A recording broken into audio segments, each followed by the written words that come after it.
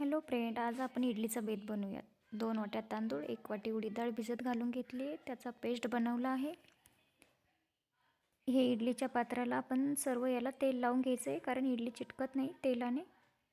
त्यात आपण पूर्ण दोन्हीही पात्रामध्ये इडलीचं पेस्ट घालून घेऊयात. अशा प्रकारे इडलीवर पात्र 10 मिनटं वाफवून घ्यायचे आहेत. हे बघा, अशा प्रकारे आपली इडली झाली आहे. कशी वाटली? हे बघा, इडली छान अशी चिपकली नाही. आपली इडली छान प्रकारे झाली आहे.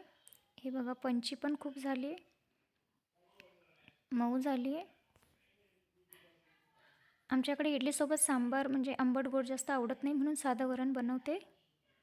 साध्या वरणामध्ये तेलामध्ये जिरे लसणाची फोडणी केली आहे. कांदा, टोमॅटो, खुडून मिरची, थोडासा कढीपत्ता, घरचे मसाले हे वापरले आहेत मी.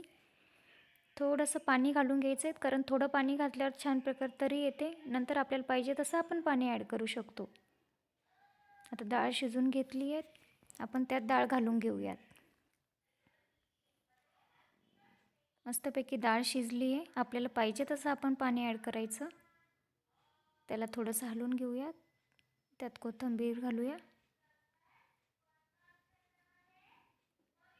अशा प्रकारे मी वरण बनवते इडलीसोबत.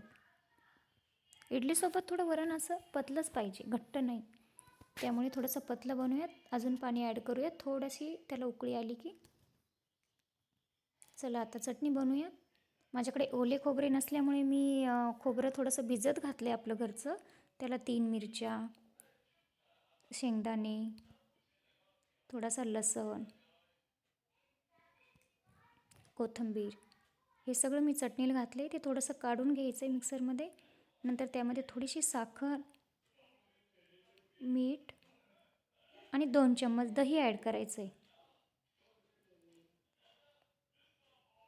हे सगळं बारीक वाटण करून घ्यायचं आहे.